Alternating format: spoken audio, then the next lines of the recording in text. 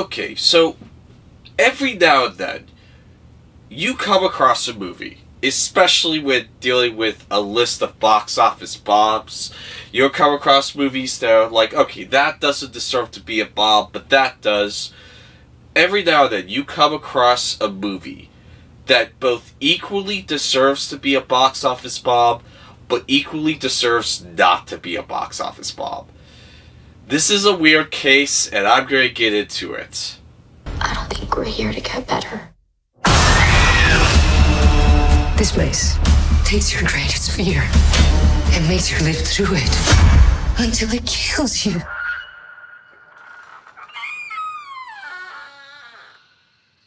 Who's there?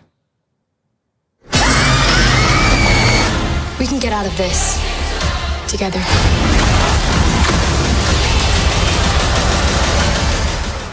Okay, so before we begin, let's go over the rules, shall we? Rule number 1, I have to review every single movie in the box office bomb list. I can't just go over something that if I heard it was bad. I have to at least try every single film at least once going through this list. But I reserve the right to walk away from a film if it's just truly awful. I have already experienced a film like this that is coming up soon. Rule number 2. If a movie comes out after I've already passed the number starting from 124 going down, then I'm not going to review it. But if it comes out before the number I reach, so it gets added onto the list in the amount of movies that I've yet to watch and review, I will cover those and I will modify the list as such. Otherwise, I'd be doing this forever. Okay, so let's go over the numbers, shall we?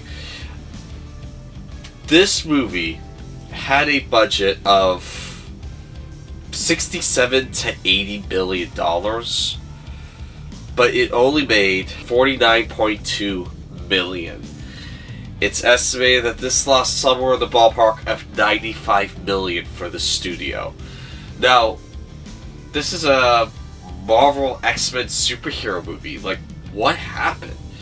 Well, the story is kind of unfortunate. You see, the guy who made this movie, he approached 20th Century Fox and he said, hey guys, I want to do a horror-themed movie based in the X-Men universe. Kind of a cool concept. You can see it with the first teaser trailer. It has very heavy horror vibes. And the studio was like, huh, okay, yeah, start working on that. We're interested. So this guy starts working on the film. He gets the budget, the production budget for it, and it's going to be a very small budget because it's taking place in one location. Okay, ideal. And it's basically going to be like this smaller story following the New Mutants comic line. But then 20th Century Fox gets a new, like, chief operating officer, or I don't know if it's exactly a CEO, but a new head of 20th Century Fox. And it's like, hey, we don't like that you're doing an R-rated horror movie set in the X-Men universe. We want you to make it PG-13. And so this guy's like, okay, so they start doing, like, rewriting in the script as they're filming, and this guy gets told again, whether it was through another changing of the guard or just switch in after Deadpool came out with an R-rated. It's like, hey, look, R-rated movies are doing very well. We just had a huge success with Deadpool, so how about you make New Mutants R-rated horror? And it's like, fine. So they start doing rewrites, reshoots again, and they get it about roughly done, if I understand right. And then Disney buys 20th Century Fox, and Disney's like, we don't want to release an R-rated superhero movie. You're going to do reshoots. And so they bring everyone back to do reshoots, and they restructure the movie into a PG-13 teen angst drama, and then they delay it again because of COVID. And they finally released it during COVID, and it's like, no wonder this movie bombed like a hot shit in church. Because not only did it get rewritten and restructured like 3 different times. It got delayed and had reshoots done, and it also came out during COVID. Like, if there was a movie more deserving of being a box office bomb because of producer meddling, it was this one. But at the same time, it's like, this guy just wanted to do a horror X-Men movie, and he got screwed. And it sucks because it's like, watching this movie, it's not awful, it's watchable, it's decent. There's actually elements I like to this movie, but the problem is, it's not the creator's true vision. This guy wanted to do a horror movie, and the studio wouldn't let him. And it's unfortunate because, like, he does the best with what he's given. And it wasn't enough, unfortunately.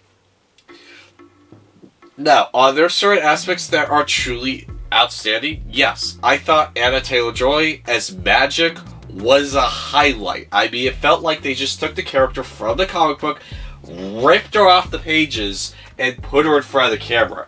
Something you seldom see in superhero movies these days.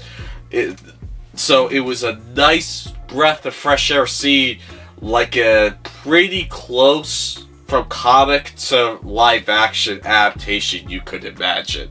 They do change a couple of things around, but for the most part, like, I really enjoyed that character. I could totally go for a solo movie there, but I mean, there's some pacing issues with this film. It kind of just drags a little bit, and like, honestly, any criticism I really have at this film, I gotta place it on the producers for forcing this guy to basically remake this movie like 3 times. It's like, no wonder this bombed. It didn't feel like it knew what it wanted.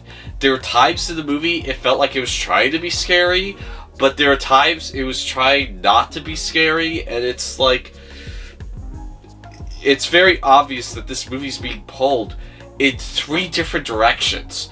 All thanks to the producers of 20th Century Fox, replacement 20th Century Fox, and Disney. Like, this movie deserves to be a bomb.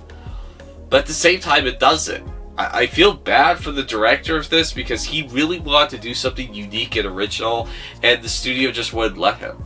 So, will you enjoy this? I don't know. There's aspects to this movie that is fun, but there's other aspects that's just like, it didn't work for me. And so, honestly, I would say that this is a mediocre movie. It's not terrible, but it's not great either. And this is one of those rare cases where this both did it and also did deserve to be a box office bomb. So, anyway, that's been my review of New Mutants, next chapter of the Box Office Bomb series. My name's Christopher Carr with 11 Hour Reviews, and that will be all for today.